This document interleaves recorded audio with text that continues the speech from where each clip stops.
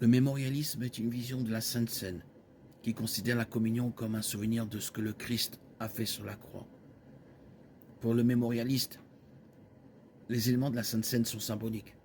Le pain représente le corps de Jésus et la coupe représente son sang. Dans le mémorialisme, les éléments de la communion eux-mêmes n'ont aucun lien littéral ou mystique avec le corps de Jésus. Le mémorialisme a été formellement articulé par le réformateur suisse Ulrich Zwingli. Et son enseignement allait à l'encontre de la vision catholique et de celle de Martin Luther. Les catholiques enseignaient la transsubstantiation, l'idée que le pain et le vin sont transformés en le corps et le sang réel du Christ lors de la consécration par le prêtre. Luther enseignait la consubstantiation, l'idée que le Christ est spirituellement présent lors de la communion. Il est avec, dans et sous le pain et le vin. Les éléments restent le pain et le vin, mais le Christ est réellement présent en eux, coexistant avec les éléments. Pour Zwingli et les mémorialistes, la Sainte Seine est un mémorial du corps et du sang du Christ. Luc 22, 19, 1 Corinthiens 11, 24, 25. Il n'y a pas de consommation réelle de son corps physique et de son sang.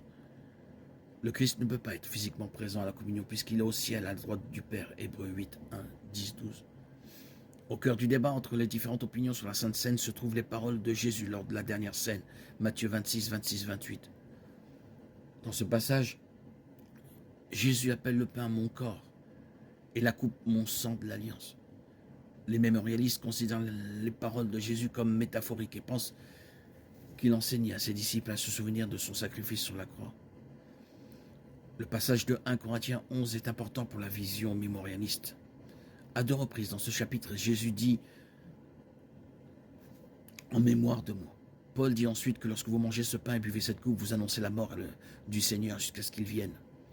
Ainsi, la communion est une proclamation de l'évangile, une démonstration ou un récit de ce que notre Seigneur a fait pour nous. Jésus a dit un jour à la foule qu'il est le pain vivant. Et pour avoir la vie éternelle, il faut qu'il mange la chair du Fils de l'homme et boive son sang. Jean 6, 51, 53. Beaucoup de Juifs présents ont mal compris et ont demandé comment cet homme peut-il nous donner sa chair à manger.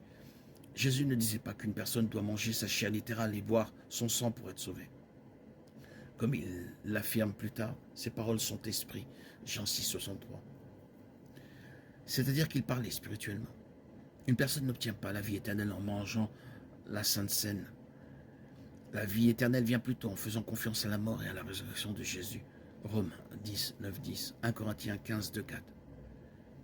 Participer à la Sainte Seine est un mémorial, en ce sens qu'il rappelle aux chrétiens la mort substitutive de Jésus sur la croix pour les péchés du monde. Au cours des siècles, des hommes importants ont fait ériger des monuments commémoratifs en leur honneur, une statue, un obélisque, une pyramide, une arche. Mais Jésus, l'homme le plus grand, le plus important de l'histoire, n'a rien désiré de tel. Dans la grandeur de son humilité, Jésus a précisé ce que devait être son mémorial. Un simple repas partagé avec des amis. Le monde n'a pas besoin d'une autre statue, mais il doit se rappeler ce que signifiait le sacrifice de Jésus. Le monde a besoin de l'évangile magnifiquement représenté dans le pain et la coupe de la communion. Les mémorialistes soutiennent à juste titre que le pain et le vin ou le jus de raisin de la Sainte Seine sont des symboles importants du corps brisé de Jésus et de son sang versé pour expier les péchés de l'humanité.